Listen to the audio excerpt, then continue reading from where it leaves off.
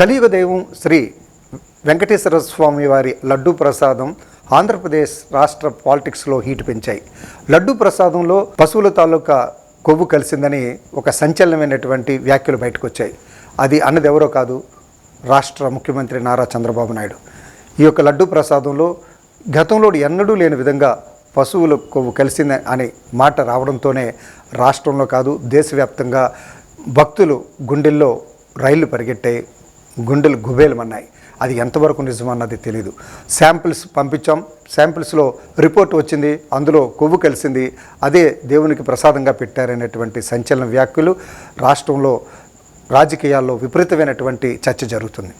ఒకవేళ నిజంగా జరిగిందా లేదంటే ఈ యొక్క ఆరోపణ చేస్తున్నారా అన్నది పక్కన పెడితే, నారా లోకేష్ రెడ్ బుక్ తెరవకముందే రాష్ట్రంలో చాలా వరకు వైఎస్ఆర్ కాంగ్రెస్ నాయకులను టార్గెట్ చేసినటువంటి విషయం మనకు తెలిసిందే.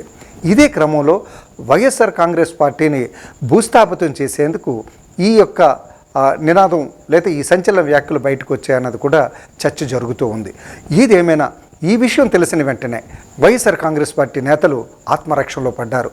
అప్పుడు ఈ యొక్క బోర్డు చైర్మన్గా టీటీడీ బోర్డు చైర్మన్గా ఉన్నటువంటి వైవి సుబ్బారెడ్డి హుటాహుటిన ప్రెస్ మీట్ పెట్టి నేను స్వామివారి పాదాల చెంతన నేను ప్రమాణం చేస్తానని. ఇక్కడ ప్రమాణాలు ఇవన్నీ కూడా పరిగణలోకి రావు. ఎందుకంటే ప్రామాణికం కావాలంటే ల్యాబుల్లో రిపోర్ట్లే అన్నది అందరికీ తెలిసిందే. దీని మీద సమగ్రమైనటువంటి దర్యాప్తు బృందాన్ని వేసి ఆ దర్యాప్తు తేలితే తప్ప ఇవి వైసీపీ తప్పు చేసిందా లేదంటే కావాలని తెలుగుదేశం పార్టీ అభియోగం మోపిందా అన్నది మాత్రం తెలుస్తుంది. ఒకవేళ వైఎస్ఆర్ కాంగ్రెస్ పార్టీ కానీ తప్పు చేస్తే పూర్తిగా ఆ పార్టీ మనుగడికే ప్రశ్నార్థకం అవుతుంది. అలా కాకుండా 100 days అయిన సందర్భంగా ఒక లాజిక్గా తెలుగుదేశం పార్టీ ఈ అంశంగాని తీసుకొచ్చిందంటే కాస్త ఉమ్మడి పార్టీలు అంటే తెలుగుదేశం పార్టీ, జనసేన, బీజేపీ కలిపి ఉన్నటువంటి ఉమ్మడి ప్రభుత్వం కాబట్టి ఆ ప్రభావం ప్రభుత్వం మీద పడే అవకాశం కూడా లేకపోలేదు. ఏది ఏమైనా సరే తిరుపతి ప్రసాదం అంటే పరమ పవిత్రమైనది.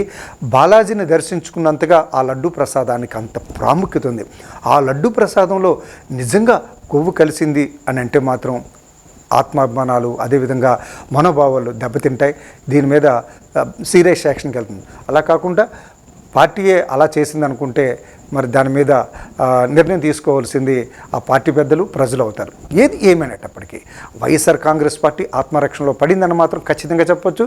ఇదే సందర్భంలో తెలుగుదేశం పార్టీ ఒకవేళ తప్పుగా చెప్పుంటే తర్వాత ఆ పార్టీ ఆత్మరక్షణలో పడే అవకాశం కూడా లేకపోలేదు.